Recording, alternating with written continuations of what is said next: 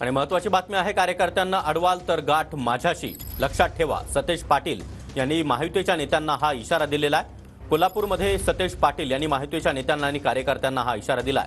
मी सुद्धा कसलेला पैलवान असल्याचं सतेज पाटील म्हणाले.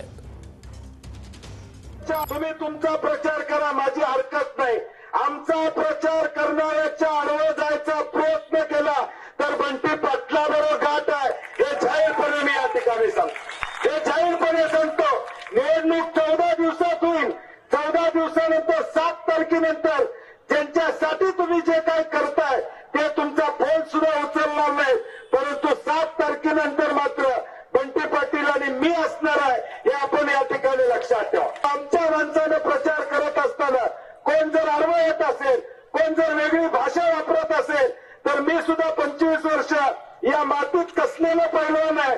कुणाला चितपट कधी करायचं हे नक्की या ठिकाणी जाणतो. माझ्या नादाला इथलं